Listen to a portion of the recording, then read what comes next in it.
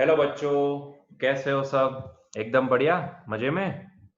तो मैं चिंतन देसाई आप सबका बहुत बहुत स्वागत करता हूं हमारी ये यूट्यूब चैनल पे। बच्चों, हमने इसके पहले के एक्सरसाइज में देखा था, इसके पहले के लेक्चर में हमने अप टू 2.9 सॉल्व एग्जाम्पल तक हमने देख लिया था। हमने ये बताया था कि एग्जाम्पल 2.10 के लिए हम अकेला एक अलग से वीडियो बनाएंगे, क्योंकि यहाँ पे एक रिलेशन आपको जो दिया गया है ना, उसका प्रूफ हम यहाँ पे देने वाले हैं। ठीक है, जो यहाँ पे कहीं पे भी आपको किताबों में दिया नहीं गया है। आप ध्यान से देखोगे तो आपको समझ में कि आपको ये कहां से मिलता है, मतलब कि ये रिलेशन आपके पास आता कहां से, वो सारी चीजें आज हम चर्चा करने वाले हैं। ठीक है, और हो सके तो टाइम बचेगा, अगर लेक्चर ज्यादा लंबा नहीं होगा तो फिर डेफिनेटली हम आगे और दो क्वेश्चन भी देख लेंगे।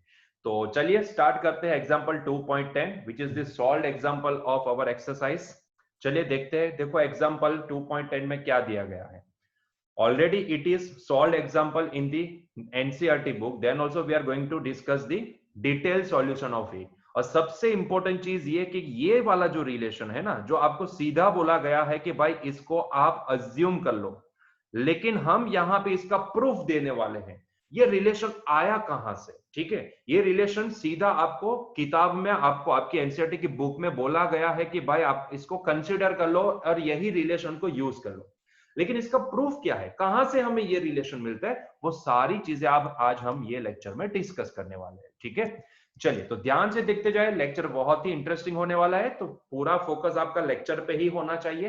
तो चलिए स्टार्ट करते हैं।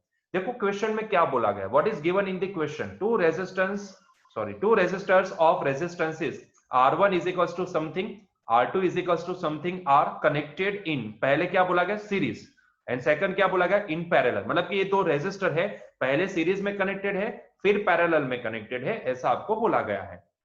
आपको क्या करना है, find the equivalent resistance of the series combination as well as parallel combination. ठीक है, और उसके लिए आपको सीधा यहां पे मेंशन भी किया गया है कि use for the series connection, use that relation R is equal to R1 plus R2, and for the parallel connection use this relation. ये रिलेशन आपको पैरेलल कनेक्शन जो आपको पता ही है, देखो ये 10th स्टैंडर्ड में आप पढ़ चुके हो कि अगर दो रेजिस्टर सीरीज में है तो सीधा उनका इक्विवेलेंट क्या बनता है, सीधा एडिशन। ठीक है, और अगर वो पैरेलल में कनेक्टेड है तो उनके रेसिप्रोकल का एडिशन सीधा होता है। और उसके साथ साथ एरर निकालने के लिए आपको पैरेलल कनेक्शन में ये वाला रिलेशन भी आपको यूज करने को बोला है। लेकिन सवाल ये आता है कि ये रिलेशन आया कहां से, ये रिलेशन आया कहां से, यस और नो। ये इसका प्रूफ आज हम ये लेक्चर में देने वाले हैं, तो ध्यान से देखिएगा, ये प्रूफ बहुत ही इंपॉर्टेंट है, मजा आएगा। थोड़ा डिफरेंशिएशन वगैरह यहाँ पे हमें लगाना पड़ेगा, यही रूल सारे यहाँ पे अप्लाई करने पड़ेंगे, लेकिन बहुत ही इंटरेस्टिंग होने वाला है। ठीक है, चलिए तो स्टार्ट करते हैं। तो हम पहले सीरीज कनेक्शन के रिलेटेड जो भी है वो यहाँ पे निकाल लेते हैं। ठीक है, देखो बच्चों, कोई भी रिलेशन हो, देखो क्योंकि यहाँ पे रीडिंग भी जो आपको प्रोवाइडेड है ना, वो भी कहीं ना कहीं यही फॉर्मेट में है। ध्यान से देखो, R1 की वैल्यू क्या प्रोवाइडेड है, मैं इसको R1 ना लिख के R1 डैश लिखूंगा। इसके पीछे का रीजन आपको समझ में आ जाएगा कि क्यों मैं इसको इस तरह से लिखने वाला हूं। तो ये हो जाएगा 100 प्लस और माइनस 3 ओम। ठीक है, यही रीडिंग आपको दिया गया है, जी हाँ, यही रीडिंग आपको दिया गया है। ठीक है, मैं इसको लिखूंगा क्या, it is nothing but R1 plus और माइनस डेल्टा R1। सही है, सही है, आप समझ सकते हो, कोई भी रीडिंग है तो इसको हम यही फॉर्मेट में लिखते हैं। तो कहीं ना कहीं यहां पे R1 का वैल्यू क्या लिख सकता हूं मैं, what is the value of R1, that is 100। ठीक है, 100। And what is the value of delta R1, मतलब कि absolute error in R1, that is the 3 ओम। क्या हम ये लिख सकते हैं इसके ऊपर से, जी बिल्कुल लिख सकते हैं।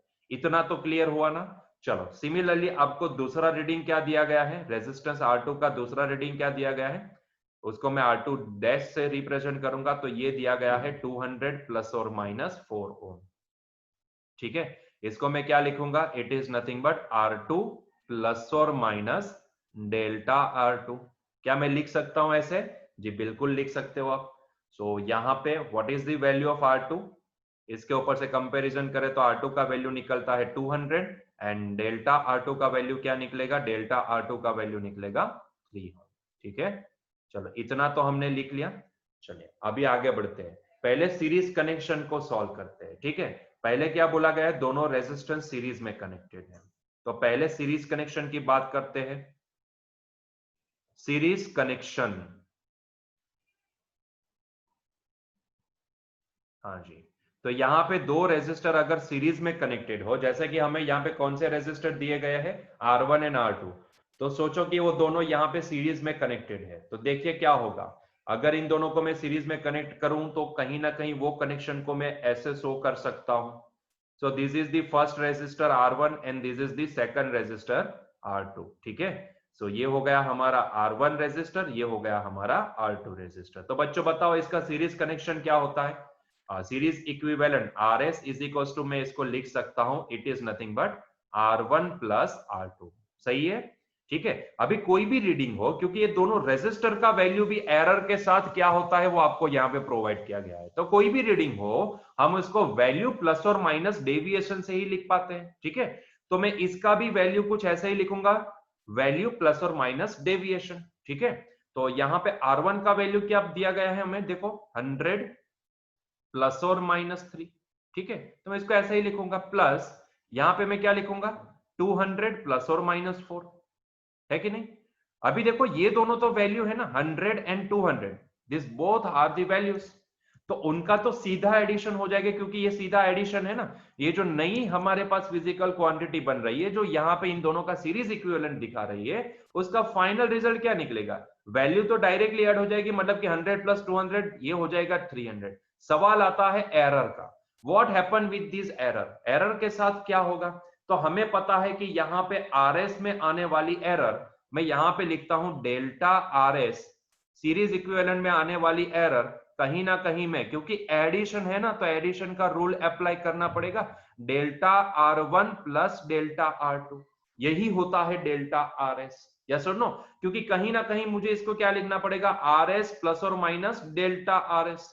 तो डेल्टा RS का भाई एडिशन है ना, तो एरर का भी क्या होता है, एब्सोल्यूट एरर का सीधा एडिशन होता है। अगर नहीं पता है तो मैं यही रेकमेंड करूंगा कि हमारा प्लेलिस्ट सर्च करो, वहां पे कॉम्बिनेशन ऑफ एरर वहां पे सर्च करो, आपको वो वीडियो मिल जाएगा, पहले वो वीडियो देखो, आपको समझ में आ जाएगा। तो यहाँ पे क्योंकि डायरेक्ट एडिशन है, तो यहाँ पे एब्सोल्यूट एरर का भी क्या होगा, सीधा एडिशन होगा।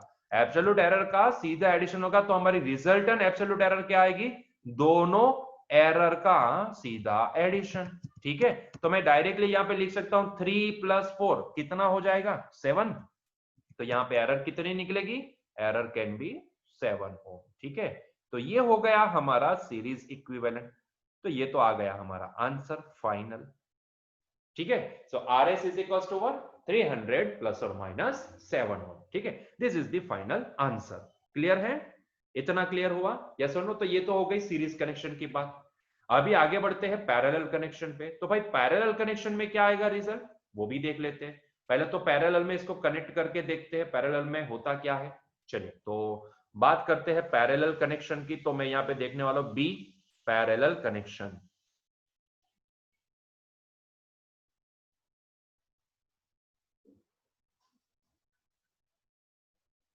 ठीक है, चलो पैरेलल कनेक्शन। सो पहले तो मैं दोनों रेजिस्टर को ना पैरेलल में लगा देता हूं, ताकि आपको आसानी से समझ में आए। तो ये हो गया हमारा first resistor, this is the first resistor, this is the second resistor, and both are connected in the parallel combination. So this is the R1, this is the R2. Now what should be the parallel equivalent? तो हमें पता है, we know that parallel equivalent क्या होता है, you have already studied these things in the 10th standard. ठीक है, so 1 upon RP is nothing but equal to होता है 1 upon R1 plus 1 upon R2। सही है सर, नो, यही होगा ना भाई, यही होगा। ठीक है, 1 upon RP is equal to 1 upon R1 plus 1 upon R2। तो पहले तो एक काम करते हैं, क्योंकि पैरेलल कॉम्बिनेशन में यहां पे ध्यान से देखोगे ना, तो हमें चाहिए ये रीडिंग, ये फॉर्मेट में रीडिंग चाहिए कि RP dash should be RP plus और माइनस डेल्टा RP। ठीक है, कोई भी रीडिंग है भाई, उसको हम उसकी वैल्यू प्लस और माइनस डेविएशन से ही शो कर सकते हैं। ठीक है, तो यही तो हमारा स्टैंडर्ड फॉर्मेट होता है किसी को शो करने का। ठीक है, तो यही हमारा स्टैंडर्ड फॉर्मेट है। अभी देखो आरपी तो यहां से ये फॉर्मूला से मिल जाएगा, you apply this formula, you will definitely get this rp, value of RP, ठीक है। तो आरपी की वैल्यू तो हमें आसानी से मिल जाएगी, but what about this delta RP, ये डेल्टा आरपी हमें मिलेगा कहां से, ठीक है। डेल्टा आरपी हमें मिलेगा कहां से, ये बहुत ही इंपॉर्टेंट है। उसके लिए यहां पे ये क्वेश्चन में आपको ये रिलेशन यूज करने को बोला है, ठीक है, कि ये वाला रिलेशन यूज करो तो आपको आसानी से आरपी मिल जाएगा, सॉरी डेल्टा आरपी मिल जाएगा। हम ये रिलेशन यहां पे तो डायरेक्टली यूज करेंगे, लेकिन वो रिलेशन आया कहां से उसका प्रूफ भी देखने वाले हैं, ठीक है। तो पहले तो एक क्वेश्चन को सॉल्व करने के लिए ये रिलेशन डायरेक्टली अप्लाई कर देंगे, लेकिन उसके बाद नेक्स्ट पेज पे हम उसका रिलेशन कैसे आया वो सारा प्रूफ भी देखेंगे, ठीक है। चलिए तो आ जाओ, पहले आरपी निकालते हैं and then after delta RP निकालते हैं, ठीक है। तो आरपी कैसे निकालू मैं, तो यही वाला फॉर्मूला अप्लाई करके आप आरपी निकाल सकते हो। आरपी मतलब की वैल्यू, और डेल्टा आरपी मतलब कि आरपी में आने वाला डेरिवेशन, सॉरी डेविएशन, है कि नहीं। तो पहले आरपी निकाल लेते हैं। तो बच्चों पहले यहां पे देखते जाओ, आरपी निकालने के लिए मैं यही वाला रिलेशन यूज करूंगा। आप ये डायरेक्टली रिलेशन अप्लाई कर सकते हो, ठीक है। इसको मैं लिखूंगा, it is nothing but 1 upon RP, जो दिखाएगा मुझे parallel equivalent of this R1 and R2। तो ये हो गया 1 अपॉन R1 प्लस ये हो गया 1 अपॉन R2, ठीक है। इसको ध्यान से देखोगे ना तो एलसीएम वगैरह लोगे तो आपको क्या मिलेगा, it is nothing but 1 upon RP is nothing but equal to, let's take the LCM, so ये हो जाएगा R1 plus R2 divide by R1 into R2, है कि नहीं। सो यहीं से अगर मैं आरपी का वैल्यू बनाऊं, रेसिप्रोकल ले लूं इसका, तो ये हो जाएगा R1 into R2 divide by it is R1 plus R2। Clear है up to this point, is it clear, yes और नो। चलिए तो आगे बढ़ते हैं next. So now just place the value of R1 and R2। So I can say that the value of RP is nothing but equal to, just place the magnitude of R1 and R2। देखो यहां पे सिर्फ value निकालने वाला है, deviation नहीं निकालना है। तो R1 की वैल्यू क्या है 100, what is the value of R2, that is 200। तो just replace that value only, just replace that value only। So what is the value of R1, that is 100, what is the value of R2, that is 200, divide by 100 plus 200 कितना हो जाएगा, it is 300, ठीक है, it is 300। तो total 300 होगा, यहाँ पे I have to write it plus, ठीक है। सो ये हो जाएगा 2 into 0000 divide by 300। So I can cancel this 2 zeros, so ultimately it is 200 divided by 3, so I can say that it is nothing but 66.7 ohm। so this is the value of RP, ठीक है। so we are getting this value of RP as a 66.7 ohm, ठीक है। so this is the value only। now what about the deviation, मतलब कि अभी delta RP still remaining to find out, क्योंकि कहीं ना कहीं मुझे जो रीडिंग लिखना है, मुझे जो यहाँ पे लिखना होगा उसका फॉर्मेट कुछ ऐसा होगा, आरपी प्लस और माइनस डेल्टा आरपी, कोई भी रीडिंग है इसको ऐसे ही लिखेंगे, ठीक है। So we got the value of RP, that is 66.7 ohm, but what about this delta RP, it is still remaining। तो ये हमें कहीं ना कहीं निकालना पड़ेगा, ठीक है। तो कैसे निकालेंगे, बहुत ही आसान तरीके से निकालेंगे, and for that point of view you are given one relation to find out the delta RP। don't consider it as a differentiation। देखो ये डिफरेंशिएशन वाला रूल यहाँ पे अप्लाई नहीं होगा, ना ही एडिशन वाला रूल यहाँ पे अप्लाई होगा, क्योंकि कहीं ना कहीं it is 1 upon R1, it is 1 upon R2। और अगर आप देखोगे ध्यान से तो आरपी का फॉर्मूला तो ये बनता है। So how you apply that deviation formula to this RP, it is simply not like that कि हम डायरेक्टली यहां पे उनकी रिलेटिव एरर को ऐड कर दें, it is not at all possible. उसका रिलेशन इसीलिए यहां पे आपको ये दिया गया है, तो उसी को कंसिडर करते हैं। तो यहां पे आपको रिलेशन जो दिया गया है उसको मैं रीराइट करता हूं अपने फॉर्मेट में, ठीक है। सो उन्होंने बोला है कि delta RP divide by RP square, ये होगा delta R1 divide by R1 square plus delta R2 divide by R2 square, ठीक है। ये रिलेशन उन्होंने दिया है यहां पे, ठीक है। आपको ये यूज करना है, it is already given in the question, ठीक है। It is already given in the question that you apply this relation to find out the delta RP, ठीक है। So they have given this direct relation, तो मैंने बस ये relationship यहाँ पे रीराइट किया। यहाँ पे इन्होंने डेल्टा आर डेस लिया है, मतलब कि वो हमारे लिए आरपी है, तो हमने नोटेशन आरपी लिया है, तो मैं यहाँ पे लिखूंगा उसकी जगह पे आरपी, ठीक है। सो यहाँ पे आपको ये रिलेशन यूज करके डेल्टा आरपी निकालना है, ठीक है।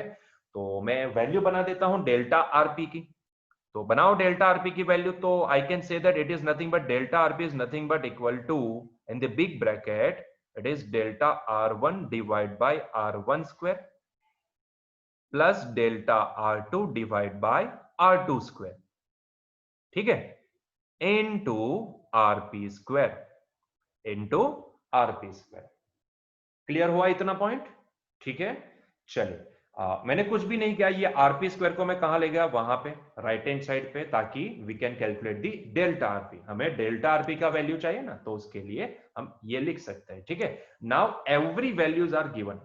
देखो delta R1 is given, R1 is also given, delta R2 is given, R2 is given. Similarly, RP that we have calculated, that is 66.7. So all the values are given. So just replace all these values in the bracket. ठीक है? So यहाँ पे what is the value of delta R1? That is 3 ohm. What is the value of R1? That is 100. So it is 100 square. Plus what is the value of delta R2? That is 3. Divide by what is the value of R2? That is 200. So it is 200 का square. ठीक है?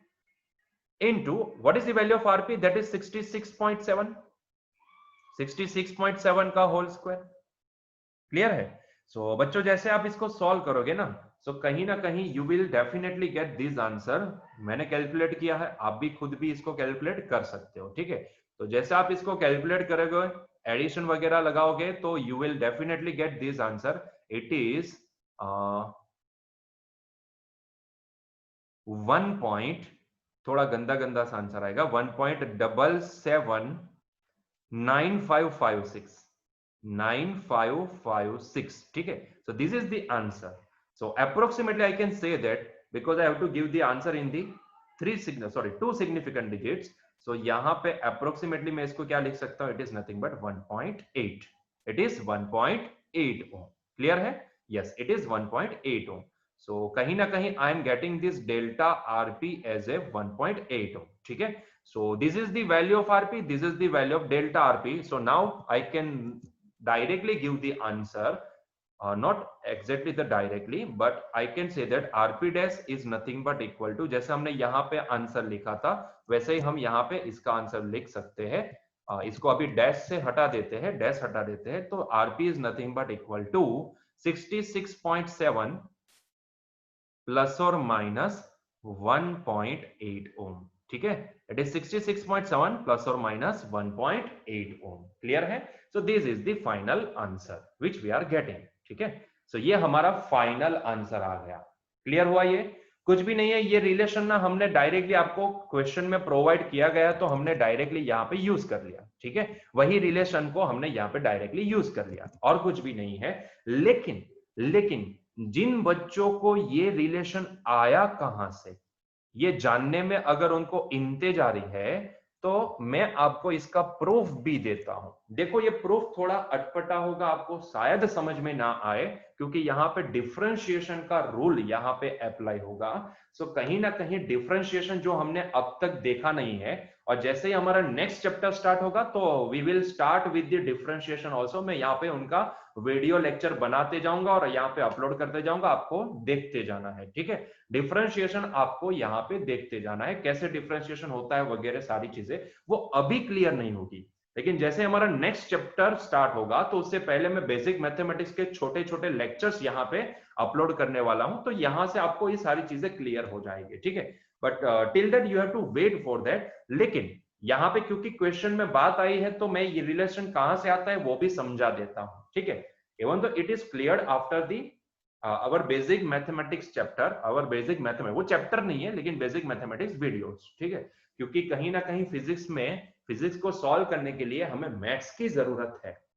मैं हमेशा बोलता हूं कि physics is the application of mathematics, ठीक है। मैथमेटिक्स में जितने भी रूल आप पढ़ोगे, वो सारे जो भी रूल्स आपको यहाँ पे दिखने वाले हैं, वो सारे रूल्स ना यहाँ पे हमें फिजिक्स में यूज होने वाले हैं, ठीक है। तो ये सारे रूल्स हमारे लिए बहुत ही इंपॉर्टेंट होते हैं। तो मैं आपको इसका डेरिवेशन दिखाता हूं, हो सकता है आपको समझ में ना आए, लेकिन डोंट वरी अबाउट इट। देखो ये डेरिवेशन कोई पूछने वाला है नहीं, क्योंकि यहाँ पे तो आपको क्वेश्चन में सीधा दिया जाएगा, लेकिन मैं इसका प्रूफ देने वाला हूं। वो डेरिवेशन अगर हो सके तो आप उसको ध्यान से देखो, ये डेरिवेशन आप ध्यान से देखो। अगर नहीं समझ में आया तो डोंट वरी अबाउट इट। जैसे हमारा बेसिक मैथमेटिक्स के लेक्चर खत्म हो जाएंगे ना, उसके बाद वापिस ये वीडियो को देखना और ये डेरिवेशन को देखना, definitely you will get that derivation. वो कहां से आ सारी चीजें समझ में आ जाएगी। लेकिन हमारे एनसीईआरटी के लिए वो इंपॉर्टेंट नहीं है। एनसीईआरटी में ये रिलेशन आपको सीधा दिया जाएगा, just you have to apply this. जैसे हमने यहां पे अप्लाई किया वैसे आप वहां पे भी अप्लाई कर देना, ठीक है। कोई पूछने वाला नहीं है कि इसका डेरिवेशन क्या है, कहां से ये रिलेशन बना, ठीक है, कोई पूछने वाला नहीं है, लेकिन हम इसका डेरिवेशन देते हैं, ठीक है। जस्ट आपको एक्स्ट्रा नॉलेज के लिए ये डेरिवेशन देखना है। क्लियर है? चलिए तो देखते हैं डेरिवेशन। देखो ये रिलेशन क्या है, मैं इसको वापस वहां पे लिखने वाला हूं, वापस दोबारा मैं इसको लिखने वाला हूं कि ये रिलेशन आया कहां से, ठीक है। पहले तो रिलेशन लिखते हैं। तो रिलेशन क्या है? रिलेशन ये है delta RP upon RP square must be equal to delta R1 upon R1 square plus delta R2 upon R2 square, ठीक है। तो this is the relation. So from where we are getting this relation, तो उसका derivation आज यहां पे देखने वाले हैं। लेकिन उससे पहले आपको एक डिफरेंशिएशन का सिंपल सा मैं एक रूल समझा देता हूं बच्चों, ठीक है। बच्चों डिफरेंशिएशन क्या है वो सारी चीजें ना मैं आपको बेसिक मैथमेटिक्स में क्लियर करवा दूंगा, क्योंकि इसके साथ कनेक्टिविटी में हम इसको डालने वाले हैं। इसके लिए मैं ये पूरा जो डेरिवेशन है वो यहीं पे अपेंड करता हूं, लेकिन वो समझ में आएगा आपको मैथमेटिक्स के लेक्चर के बाद, ठीक है। चलिए तो मैं यहाँ पे छोटा सा डेरिवेशन का रूल यहाँ पे मैं समझाऊंगा आपको बच्चों। D by D x of 1/x का डेरिवेशन क्या होता है, ये जानने के लिए पहले आपको ये पता होना चाहिए कि x to the power n का डेरिवेशन क्या होता है, ठीक है। x to the power n का डेरिवेशन क्या होता है बच्चों? सिंपल सा रूल है, इसको बोला जाता है, ये जो स्मॉल d होता है ना, d को बोला जाता है वेरिएशन। dy बाई dx अगर मैंने लिखा है तो इसका मतलब ये होता है, ये डी जो है ना, ये छोटा सा वेरिएशन है, चेंज। जैसे हम डेल्टा लगाते हैं ना, वो बड़ा वेरिएशन होता है, बड़ा सा वेरिएशन। वैसे ही ये डेल्टा को अगर छोटा कर दो, 0.0 समथिंग वाला आप वेरिएशन ले लो, तो यही डेल्टा कन्वर्ट हो जाएगा स्मॉल डी से, ठीक है। ये सिर्फ एक नोटेशन है जिसको हम रिप्रेजेंट करते हैं वेरिएशन के तौर पे, ठीक है। अगर बड़ा वेरिएशन है तो हम डेल्टा यूज करते हो, तो तब लिखा जाता है delta Y by delta X. और जब भी छोटा वेरिएशन होता है, छोटा सा, तो तब यहां पे हम यही डेल्टा को स्मॉल डी से रिप्रेजेंट करें, ताकि हम आइडेंटिफाई कर पाए कि ये बड़ा वेरिएशन है, ये छोटा वेरिएशन है। क्लियर है? तो कहीं ना कहीं ये जो छोटा वेरिएशन होता है ना, इसको स्मॉल डी से रिप्रेजेंट किया जाता है। अभी ये वाली टर्म क्या शो करती है? ये वाली टर्म ये शो करती है कि y में वेरिएशन आने से x में कितना वेरिएशन हुआ। एक्चुअली मैं उल्टा बोला, होता यह है कि x में छोटा सा वेरिएशन लाने से y में कितना छोटा सा वेरिएशन होता है, ये रेशियो ये बोला जाता है dy बाई dx। अगेन मैं रिपीट करता हूं, अगर मैं x टर्म में छोटा सा वेरिएशन लाऊं तो उससे y में कितना वेरिएशन आएगा, ये जो होता है इसको बोला जाता है dy बाई dx, ठीक है। तो dy बाई dx क्या है? विथ रिस्पेक्ट टू x, अगर मैं x में वेरिएशन लाता हूं तो उससे y में कितना वेरिएशन आएगा, वो टर्म उसको बोला जाता है dy बाई dx। और मैथमेटिक्स में इसको क्या बोला जाता है? इसको बोला जाता है डिफरेंशिएशन, ठीक है। फिजिक्स में हम क्या बोलेंगे? Change in x with respect to change in x, y कितना चेंज हुआ, वो टर्म होती है dy बाई dx। और मैथमेटिक्स में इसको क्या बोला जाता है? Differentiation of y with respect to x। तो इसको मैथमेटिक्स की लैंग्वेज में differentiation of y with respect to x बोला जाता है। तो ये कहीं ना कहीं डिफरेंशिएशन है हमारे लिए, ठीक है, मैथमेटिक्स में। और मैथमेटिक्स में ऐसा बोला जाता है, ये एक स्टैंडर्ड सा डेरिवेटिव है कि अगर यहां पे x to the power n है, जैसे मैंने लिखा था ना कि dy बाई dx, तो इसका मतलब होता है कि y का with respect to x derivation, ठीक है, y का with respect to x derivation. तो अगर मैं यहाँ पे y की value x to the power n ले लूं, तो x to the power n का with respect to x derivation क्या होगा? तो यहाँ पे एक स्टैंडर्ड डेरिवेशन यहाँ पे हम यूज कर सकते हैं, इट इज नथिंग बट इसका रूल डायरेक्टली अप्लाई कर, ये कितना होता है तो n आगे आ जाएगा x to the power n-1 के बराबर होगा, ठीक है। n आगे आ जाएगा और एक पावर कम हो जाएगा, ठीक है। तो x रेस टू n का with respect to x derivation होता क्या है, x to the power n का derivation with respect to x, n आगे x to the power n-1 होता है, ठीक है। तो this is the standard rule जो आपको यहाँ पे याद रखना है, ठीक है। x to the power n का डेरिवेशन क्या होगा, n times x to the power n-1 होगा, ठीक है। बच्चों अगर x to the power n का डेरिवेशन ये होता है तो कहीं ना कहीं कोई मुझे ये बता सकता है कि D by D x of 1/x क्या होगा, मतलब कि 1/x का डेरिवेशन क्या होगा। तो कहीं कहीं ना कहीं हम यही रूल को अप्लाई करके वो डेरिवेशन भी निकाल सकते हैं। क्या होगा, तो इसको मैं पहले तो लिखूंगा D by D x of, क्योंकि 1/x है तो इसको मैं न्यूमरेटर में लिखना चाहूं तो x टू द पावर -1 बोल सकता हूं, तो it is x to the power -1, ठीक है। अभी देखो x to the power n का डेरिवेशन क्या होता है, n आगे and x to the power एक पावर कम कर दो, ठीक है। तो यहां पे मैं क्या लिखूंगा, 1 आगे, सॉरी -1 पावर है ना, तो -1 आगे आ जाएगा, -1 आगे आ जाएगा और एक पावर कम कर दो, तो -1 में से एक पावर कम कर दो। तो बच्चों मैं इसको क्या लिखूं, it is nothing but -x to the power -2, या फिर मैं अगर लिखना चाहूं तो इसको मैं लिखूंगा -1/x²। तो कहीं ना कहीं D by D x of x 1/x का डेरिवेशन क्या आया, ये आया, डेरिवेशन क्या आया, ये आया। क्लियर हुआ ये पॉइंट, ठीक है। इतना इतना तो पॉइंट क्लियर हो गया आपको, ठीक है ना। चलिए तो अभी ध्यान से देखना, अभी ध्यान से देखना, अभी हम यही रूल को अप्लाई करेंगे यहां पे, यही रूल को अप्लाई करेंगे यहां पे, ठीक है। आपको इतना पता होना चाहिए कि 1/x का डेरिवेशन क्या निकलेगा, -1/x² निकलेगा, ठीक है। क्लियर है इतना पॉइंट। चलिए अभी आ जाओ यहां पे, अभी हम इसका सॉल्यूशन निकालते हैं। तो ये रिलेशन आया कहां से, ये रिलेशन आया कहां से वो पता लगाते हैं, ठीक है। चलिए ध्यान से देखना। तो बच्चों मेरे पास ना यहाँ पे पैरेलल के लिए एक रिलेशन था, क्या, 1/rp इज इक्वल्स टू होता है 1/r1 प्लस 1/r2। ये रिलेशन मेरे पास पहले से था और यही रिलेशन का यूज करके मैं ये रिलेशन लाने वाला हूं। मैंने क्या बताया, अगर छोटा डेरिवेशन है तो स्मॉल डी से शो करो और बड़ा डेरिवेशन है तो डेल्टा से शो करो।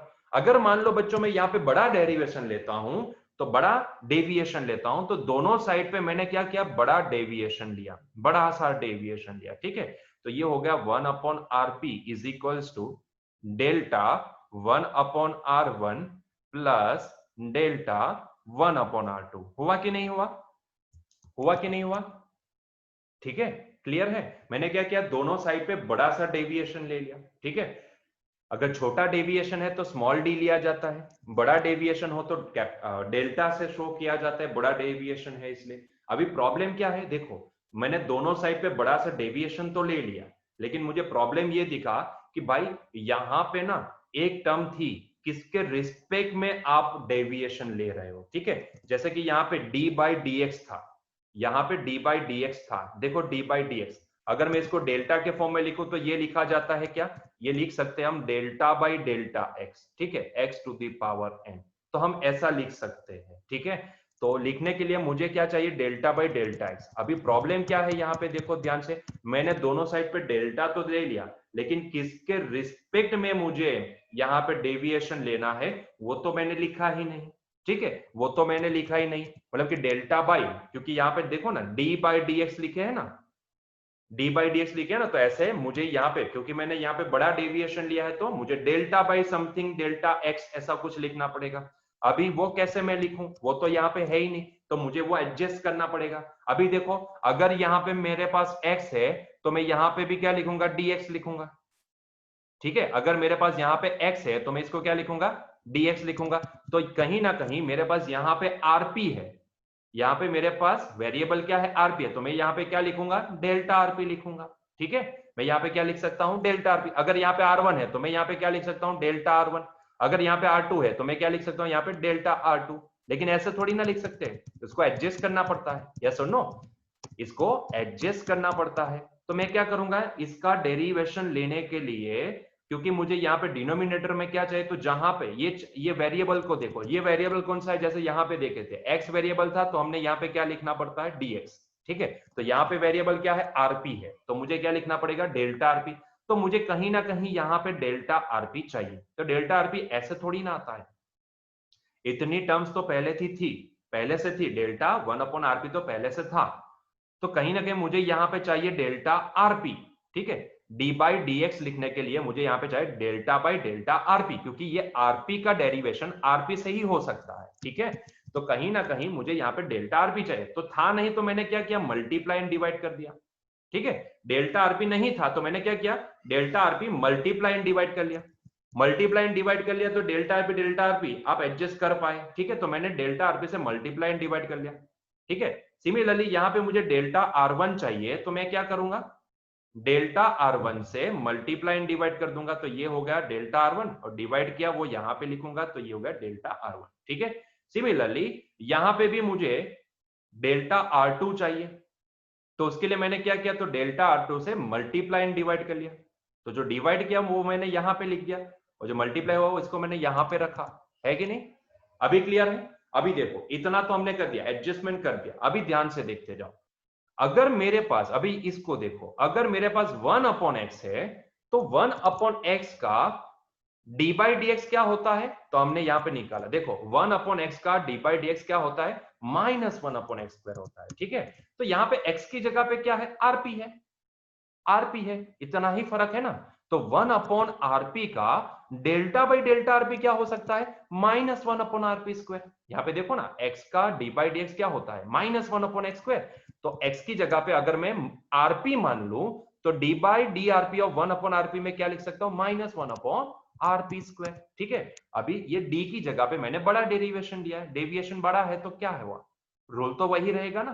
तो यहाँ पे 1/rp का मैं क्या लिख सकता हूं, it is nothing but -1/rp², क्योंकि इनटू ये डेल्टा rp पहले से है जो हमने एडजस्ट करने के लिए लिखा था। सिमिलरली यहाँ पे देखो 1/r1 का डेल्टा बाई डेल्टा r1 क्या होता है, तो ये लिख सकते हैं -1/r1 से, कहां से, ये वाला रूल से। ठीक है, इनटू पहले से डेल्टा r1 तो है ही, एडजस्ट करने के लिए हमने लिया था। ठीक है, सिमिलरली यहाँ पे 1/r2 का डेल्टा बाई डेल्टा r2 क्या होता है, तो ये होता है -1/r2² इनटू डेल्टा r2। ठीक है, चलो तो इसको अभी अच्छे से लिखते हैं, तो ये हो जाएगा -डेल्टा-rp/rp²। ठीक है, इट इज इक्वल्स टू, इसको मैं लिखूंगा -डेल्टा-r1/r1², और ये प्लस माइनस हो जाएगा माइनस, तो ये हो जाएगा -डेल्टा-r2/r2²। क्लियर है। अभी देखो दोनों साइड से माइनस को आप कैंसिल कर सकते हो, कैंसिल करने से पहले थोड़ा इसको मैं एडजस्ट कर देता हूं, rp², यहाँ पे माइनस कॉमन ले लेता हूं, तो यहाँ पे ब्रैकेट में क्या बचेगा, डेल्टा-r1/r1² प्लस यहाँ पे बचेगा डेल्टा-r2/r2²। हुआ क्लियर पॉइंट। ठीक है, अभी देखो दोनों साइड पे माइनस माइनस क्या हो जाएंगे, प्लस हो जाएंगे, कैंसिल हो जाएंगे। ठीक है, सो बचेगा क्या यहाँ पे, फाइनली देखो जो रिलेशन हमें चाहिए था वो रिलेशन ही डायरेक्टली बचने वाला है, देख लो ध्यान से। तो ये हो गया हमारे पास, माइनस माइनस तो कैंसिल हो गया, प्लस हो गया, तो ये डेल्टा-rp/rp² दैट इज इक्वल्स टू हो गया हमारे पास क्या, डेल्टा-r1/r1² r1/r1² प्लस डेल्टा-r2/r2²। ठीक है, so this is the final relation जो हमें चाहिए था। तो अब आपको समझ में आया कि कहां से ये रिलेशन आया था। ये सारा डिफरेंशिएशन से रिलेशन आता है। खैर ये डेरिवेशन आपके लिए कोई इंपॉर्टेंट नहीं है, कोई भी मायने नहीं रखता। अगर आपको रत्ती भर भी समझ में नहीं आया तो भी टेंशन लेने की जरूरत नहीं, क्योंकि एनसीईआरटी में कोई आपको ये डेरिवेशन डिराइव करने को नहीं पूछेंगे। ठीक है, आपको सीधा यही रिलेशन अप्लाई कर देना है सीधा।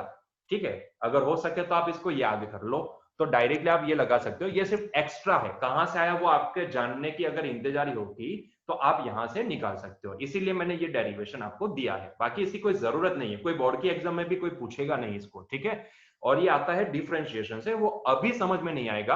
अगर आप अभी भी समझ में नहीं आए लेकिन फिर भी आपको क्यूरियोसिटी है इसको जानने की, समझने की, तो उसके लिए मैं यही रेकमेंड करूंगा कि पहले हमारा जब बेसिक मैथमेटिक्स के जो डिफरेंशिएशन और इंटीग्रेशन के लेक्चर खत्म हो जाएंगे ना, उसके बाद वापस इसको रिवाइज करना, इसको वापस देखना, तो तब आपको धीरे धीरे सारी चीजें समझ में आ जाएंगी। ठीक है, क्योंकि ये फ्लो है, इसलिए फ्लो में हमने इसको यहीं पे लेक्चर के साथ अपेंड कर दिया है, तो कोई प्रॉब्लम नहीं है। ठीक है, तो आई होप सो कि आपको ये डेरिवेशन समझ में आया होगा। नहीं आया तो टेंशन लेने की जरूरत नहीं है, बेसिक मैथमेटिक्स के लेक्चर खत्म हो जाए उसके बाद वापस रिवाइज कर दो, और फिर भी नहीं आता है तो भी टेंशन लेने की जरूरत नहीं, क्योंकि एनसीईआरटी में nobody will ask you this derivation. ठीक है, हमें सिर्फ ये रिलेशन याद होना चाहिए, मैंने सिर्फ इसका प्रूफ दिया कि ये कहां से आया है। ठीक है, बाकी ये रिलेशन याद है, बात खत्म। क्वेश्चन में सीधा प्लेस करो और आप डायरेक्टली आंसर निकाल लोगे। ठीक है, चलिए तो आगे बढ़ते हैं नेक्स्ट क्वेश्चन की ओर। So let's move to the next question and that is question number 2.11। ओहो वेरी गुड। चलो क्या पूछा गया है यहाँ पे, देखो find the relative error in Z. आपको सिर्फ रिलेटिव एरर निकालनी है, that's it. Find the relative error in Z. अच्छा निकाल लेते हैं, जेड में आने वाली रिलेटिव एरर कितनी होगी, लेकिन पहले जेड को तो लिखे भाई। जेड है क्या, जेड है a to the power 4 into b to the power 1/3 divide by c into d to the power 3/2। ठीक है, चलो रिलेटिव एरर इन जेड कैसे शो करते हैं, relative error in Z delta Z by Z से show करते हैं। बच्चों डेल्टा जेड बाई जेड क्या होगा, सोचो सोचो सोचो, बताओ मुझे डेल्टा जेड बाई जेड क्या होगा। क्या यहां पे सारे मल्टीप्लीकेशन एंड डिवीजन में है, जी हाँ। तो इसका मतलब क्या होता है, you have studied this things in the combination of error. नहीं देखा तो वीडियो जाओ पहले प्लेलिस्ट सर्च करो, वहां से देख लो, आपको समझ में आ जाएगा कि जब भी मल्टीप्लीकेशन एंड डिवीजन आता है तो हमेशा रिलेटिव एरर का सीधा एडिशन होता है। पावर को छोड़ दो, अभी पहले जो भी है इनका रिलेटिव एरर का सीधा एडिशन लिखो। ठीक है, तो डेल्टा जेड बाई जेड क्या होगा यहाँ पे, तो मैं लिखूंगा delta A by A. Don't concentrate right now on the power, power बाद में लिखते हैं, पहले इनका एडिशन लगा दो। मैंने वहां पे सेंटेंस भी आपको दिया था डायरेक्टली कि जब भी मल्टीप्लीकेशन डिवीजन आता है तो उनकी रिलेटिव एरर सीधी ऐड होती है। तो मैं क्या करूंगा, delta Z by Z is nothing but equal to A में आने वाली रिलेटिव एरर प्लस बी में आने वाली प्लस सी में आने वाली प्लस डी में आने वाली रिलेटिव एरर। ठीक है, तो पहले तो मैं वही लगा दूंगा यहाँ पे, delta A by A plus delta B by B plus delta C by C plus delta D by D. ठीक है, plus delta D by D, इसको थोड़ा स्पेस देते हैं, so delta D by D. चलो इतना तो लिख लिए, अभी बारी आती है पावर की। ठीक है, बाय द रूल हमने ये तो लिख लिया कि भाई यहां पे रिलेटिव एरर सीधी ऐड हो जाएगी, तो डेल्टा जेड बाई जेड इतना होना चाहिए, लेकिन still something is missing, that is power, क्योंकि यहां पे पावर भी है। ठीक है, तो मैंने क्या बताया था, यहाँ पे पावर का भी हमने एक अलग से रूल देखा था कि अगर ए स्क्वायर है तो ए में आने वाली एरर क्या लिखेंगे, स्क्वायर जो भी है वो आगे मल्टीप्लिकेंट हो जाएगा, मतलब कि 2 टाइम्स डेल्टा ए बाई ए होगी उसकी एरर। ठीक है, तो जो भी पावर है वो पावर को सीधा मल्टीप्लिकेंट बना दो और सीधा यहाँ पे ऐड कर दो। और नहीं समझ में आता है तो यहाँ पे देखो, आप देखो a to the power 4, a to the power 4 का मतलब क्या होता है, यहाँ पे a कितनी बार मेजर हुई, 4 बार। अगर एक बार मेजरमेंट हो तो एरर कितनी आती है, डेल्टा ए बाई। तो 4 बार मेजरमेंट हुआ है तो यहाँ पे कितनी बार एरर आएगी, 4 टाइम्स। हर एक बार डेल्टा ए बाई ए की एरर तो ऐड होगी ना, क्योंकि एरर तो हमेशा ऐड होती है। और ए कितनी बार मेजरमेंट लिया गया, ए का मेजरमेंट 4 बार, जितना पावर है उतनी बार मेजरमेंट लिया गया, तो इसका मतलब ये होता है कि उसकी एरर भी कितनी हो जाएगी, 4 टाइम्स। या तो ऐसा याद रखो कि ये 4 सीधा मल्टीप्लिकेंट में आ जाएगा, जो भी पावर है वो सीधा मल्टीप्लिकेंट में। या फिर ऐसा नहीं समझ में आता है तो कैसे समझोगे आप इसको, ऐसे समझोगे कि भाई ए कितनी बार मेजर हुआ, 4 बार, तो एरर भी कितनी आएगी, 4 टाइम्स। अच्छा, बी कितनी बार मेजर हुआ, 1/3 टाइम्स, 1/3 टाइम्स, तो एरर भी कितनी हो जाएगी, 1/3 टाइम्स, पावर सीधा आगे मल्टीप्लिकेंट में। सी कितनी बार मेजर हुआ, 1 टाइम, तो उसकी एरर भी कितनी बार ऐड होगी, 1 टाइम ही ऐड होगी। अच्छा, डी कितनी बार मेजर हुआ, 3/2 टाइम्स, तो एरर भी कितनी बार ऐड होगी, 3/2 टाइम्स, पावर सीधा मल्टीप्लिकेट में। तो दैट्स इट, खत्म। This is the answer. आपको सिर्फ रिलेटिव एरर ही निकालनी थी तो हमने निकाल ली, बात खत्म। ठीक है, चलो नेक्स्ट क्वेश्चन की ओर आगे बढ़ते हैं। एग्जाम्पल 2.12, देखो क्या दिया गया है आज के लिए, लास्ट क्वेश्चन। क्या दिया गया है, देखो ध्यान से, आपको बोला गया है the period of oscillation of a simple pendulum is, अच्छा टाइम पीरियड यहां पे प्रोवाइड किया गया है t इज इक्वल्स टू बोला गया है 2 pi under root L by G. ठीक है, it is 2 pi under root L by G. बहुत ही बढ़िया। Measured value of L is 20 centimetre. अच्छा, लेंथ का मेजरमेंट जब इन्होंने लिया तो मैं यहां पे जो मेजरमेंट लिया गया वो यहां पे लिखता हूं। तो लेंथ का जो मेजरमेंट लिया गया तो ये एल कितना मिला उनको, 20 सेंटीमीटर मिला। बहुत ही बढ़िया। क्या बोला, known to be 1 mm accuracy, मतलब कि जिस स्केल से इसका मेजरमेंट लिया गया था उसकी एक्यूरेसी कितनी थी, 1 mm की। मतलब कि लिस्ट काउंट इसकी 1 mm है, मतलब कि हम बोल सकते हैं कि इसमें वेरिएशन कितना आ सकता है, 1 mm का। मतलब कि डेल्टा एल में क्या लिख सकता हूं यहाँ पे, 1 mm। ठीक है, या फिर सेंटीमीटर में मैं लिखना चाहूं, ये 1 mm है ना, क्योंकि ऊपर वाला जो लेंथ है वो तो मेजरमेंट सेंटीमीटर का है। तो मैं सेंटीमीटर में अगर लिखना चाहूं तो यहाँ पे सेंटीमीटर में मैं कितना लिख सकता हूं, वो 0.1 सेंटीमीटर। तो इतने वेरिएशन आ सकता है इसके रीडिंग में। ठीक है, फिर क्या बोला गया, and time for 100 oscillation. For 100 oscillation यहां पे टाइम कितना लिया गया, टाइम पेंडुलम का टाइम मेजर हुआ 90 सेकंड। तो यहाँ पे पेंडुलम का टाइम जो मेजरमेंट आया वो टाइम का मेजरमेंट निकला यहाँ पे 90 सेकंड। अभी एक्चुअली क्या होता है कि 1 ऑसिलेशन के लिए लगने वाला जो टाइम होता है, 1 ऑसिलेशन के लिए जो टाइम लगेगा उसको हम टाइम पीरियड टी बोलते हैं। यहाँ पे तो 100 ऑसिलेशंस के लिए उन्होंने टाइम निकाला, तो कहीं ना कहीं मैं स्मॉल टी इसको लिखूंगा, एंड दैट टाइम इज यहां पे कितना है, 90 सेकंड है। ठीक है, दैट टाइम इज 90 सेकंड। ठीक है, क्योंकि 1 ऑसिलेशन के लिए जितना टाइम लगता है उसको कैपिटल टी बोला जाता है, और यहां पे आपको 100 ऑसिलेशन के लिए बोला गया है तो ये हो गया 90 सेकंड। ठीक है, 100 ऑसिलेशन, 400 यहां पे मैं लिखूंगा 400 ऑसिलेशन, 100 ऑसिलेशंस।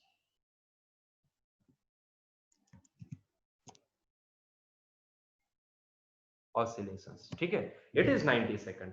और वो भी कितनी एक्यूरेसी के साथ, जो भी वॉच ली गई थी उसका रेजोल्यूशन कितना है, 1 सेकंड। मतलब कि डेल्टा टी में क्या लिख सकता हूं, वेरिएशन कितना हो सकता है, 1 सेकंड का। ठीक है, 1 सेकंड का वेरिएशन आ सकता है, यस और नो। अभी क्योंकि मुझे ये 100 ऑसिलेशंस के लिए बोला गया है तो कहीं ना मुझे इसको डिवाइड करना पड़ेगा, क्योंकि 1 ऑसिलेशन के लिए कितना टाइम लगा, तो कहीं ना कहीं मुझे इसको डिवाइड करना पड़ेगा 1/100 से। ठीक है, मतलब कि इसको डिवाइड करना पड़ेगा 100, क्योंकि 100 ऑसिलेशन के लिए इतना टाइम, तो 1 ऑसिलेशन के लिए कितना टाइम, ऐसा मुझे यहाँ पे 1 ऑसिलेशन के लिए निकालना पड़ेगा। लेकिन मुझे इतना पता है, मुझे क्या पता है, मुझे इतना पता है कि भाई टाइम ही है ना, टाइम पीरियड। अगर टाइम के मेजरमेंट में, अगर 100 ऑसिलेशन के मेजरमेंट में कुछ एरर आ रही है तो एक ऑसिलेशन के अंदर भी कुछ तो कोई एरर आएगी ना, ये सुनो। जैसे कि यहाँ पे 100 ऑसिलेशन में इतनी एरर है तो भाई वो तो एक ऑसिलेशन में भी रिफ्लेक्ट होने वाली है। तो कहीं ना कहीं मैं ये बोलूंगा कि दोनों एरर तो प्रोपोर्शनल है। मतलब कि मैं यहाँ पे डेल्टा टी बाई टी को अगर चाहूं तो सीधा capital delta T by capital T लिख सकता हूं। तो कहीं ना कहीं, क्योंकि जितनी एरर देखो ये 100 ऑसिलेशन में निकली है, कहीं ना कहीं वो एरर कहां से रिफ्लेक्ट हुई, हर एक ऑसिलेशन में एरर होगी तो ही तो हमारे पास 100 ऑसिलेशन में इतनी एरर दिखी। यस और नो, दैट इज 1 सेकंड। तो कहीं ना कहीं हम इसको सीधा जोड़ सकते हैं इसके साथ। ठीक है, तो उसको मल्टीप्लाई डिवाइड करने की जरूरत नहीं है, आप सीधा इसको रिप्लेस कर दो इसके साथ, तो हम डायरेक्टली उसी वैल्यू को रिप्लेस कर सकेंगे। अभी प्रॉब्लम क्या है, देखो यहाँ पे आपको क्या फाइंड आउट करने को बोला है, what is the accuracy in the determination of G. G में कितनी एरर आएगी वो आपको यहाँ पे निकालना है।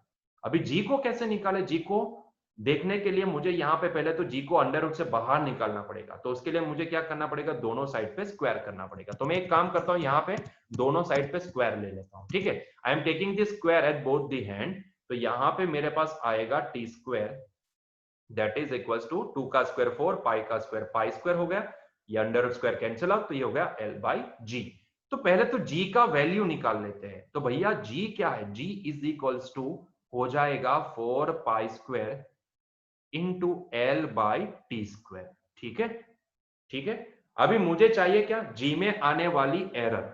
ठीक है, what is the accuracy in the determinant, G में आने वाली एरर, मतलब कि परसेंटेज एरर जी में कितनी आएगी वो मुझे निकालनी है। ठीक है, परसेंटेज एरर के लिए हमें चाहिए रिलेटिव एरर।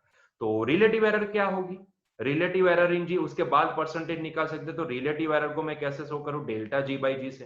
तो बच्चों डेल्टा जी बाई जी क्या हो सकती है, क्या 4 की वजह से कोई एरर आ सकती है क्या? नहीं, वो तो कांस्टेंट है। क्या पाई स्क्वायर की वजह से? नहीं भैया, वो भी कांस्टेंट है।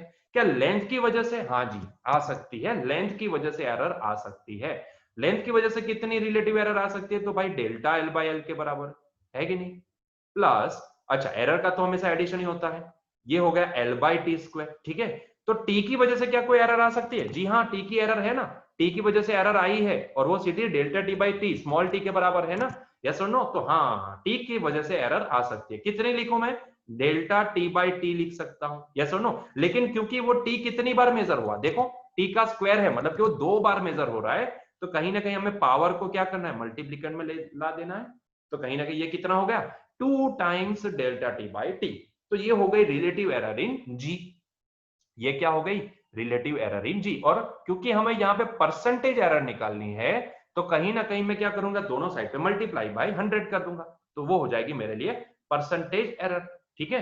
तो डेल्टा जी बाई जी में आने वाली परसेंटेज एरर क्या होगी?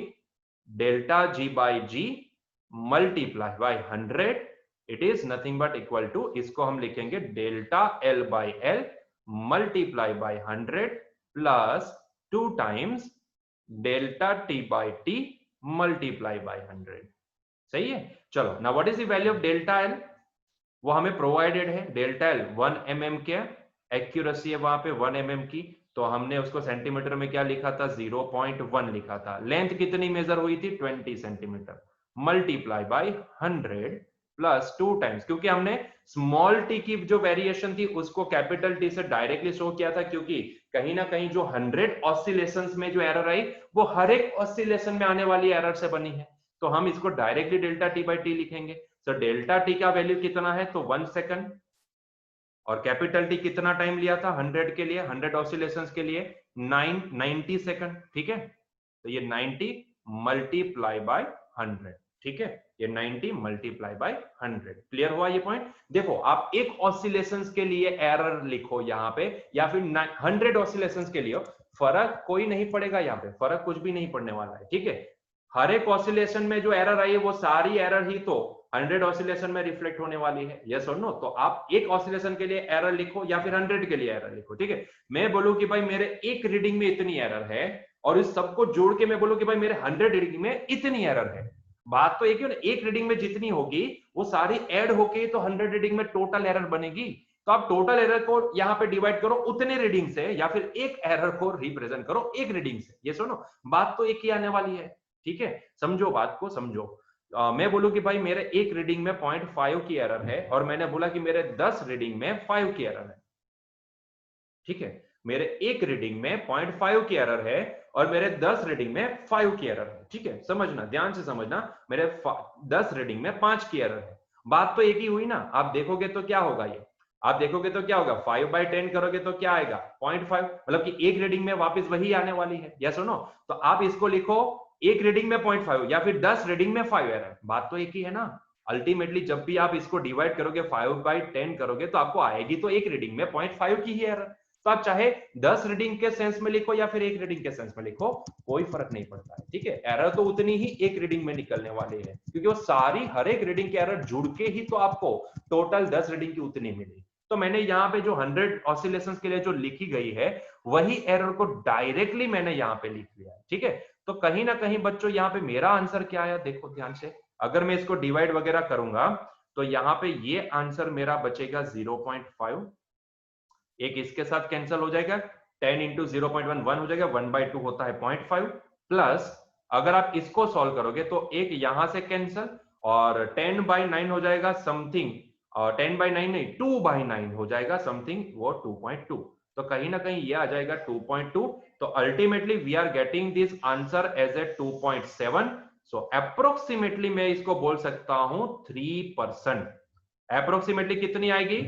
3% एरर आएगी। So delta G by G multiply by 100, मतलब कि परसेंटेज एरर इन जी कितनी मिली हमें? परसेंटेज एरर इन जी कितनी मिली हमें? Yes, it is 3%। Percentage error in G is nothing but 3%, approximately it is 3%, ठीक है। आप इसको 2.7% भी लिख सकते हो, कोई प्रॉब्लम नहीं, इट इज अप्रोक्स 3%। हमारी एनसीईआरटी की बुक में यहाँ पे 3% आंसर दिया गया है, तो that's why we are writing this 3%। अगर आप निकलोगे तो 2.7 आएंगे। क्लियर हुआ ये पॉइंट? ठीक है, तो आप यहाँ पे ये पॉइंट खास समझिएगा कि क्यों मैंने यहाँ पे डायरेक्ट 100 ऑसिलेशंस के लिए डायरेक्टली लिख दिया। इसके पीछे का रीजन ये है कि मैंने आपको समझाया ना कि एक रीडिंग में अगर 0.5 की एरर है और मैं बोलूं कि 10 रीडिंग में मेरे पास 5 की एरर है, तो आप चाहे ये 10 रीडिंग में 5 की एरर बोलो या एक रीडिंग में 0.5, बात तो एक ही पॉइंट आउट होगी ना, बात तो एक ही पॉइंट आउट होगी। एक रीडिंग में 0.5 बोलो या फिर 10 रीडिंग में 5 बोलो, आप इसको इसको ध्यान से देखोगे तो इसका इंटेंशन तो यही रहेगा ना कि भाई अगर मैं 5 को 10 से डिवाइड करूं तो मेरे पास एक रीडिंग की एरर 0.5 ही निकलने वाली है। यस और नो? वो हर एक रीडिंग में यहाँ पे रिफ्लेक्ट होने वाली है।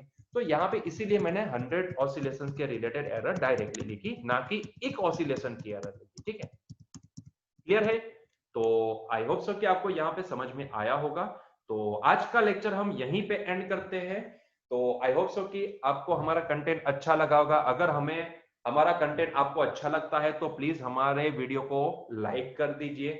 आपकी एक लाइक हमारे लिए एक बहुत ही प्रेरणा का स्रोत होती है, तो हमें भी थोड़ा मजा आता है कि अच्छा इतनी लाइक आती है तो चलो हम और अच्छा वीडियो बनाएं। ठीक है, तो आई होप सो कि आपको हमारा कंटेंट अच्छा लगा। अगर अच्छा लगता है तो प्लीज हमारे वीडियो को लाइक कर दो, हमारे चैनल को सब्सक्राइब कर दो। और इतना ही नहीं, अगर आपका कोई फ्रेंड है जिनको पढ़ना है, जिनको एनसीईआरटी क्लियर करना है, जिनको यहाँ पे फ्री में एजुकेशन लेना है, तो प्लीज उनको भी बोलो हमारे चैनल को सब्सक्राइब कर दे, ताकि उनको भी हमारे सारे वीडियो लेक्चर का बेनिफिट मिलता रहे। ठीक है, तो मिलते हैं नए लेक्चर में। Till that enjoy your day.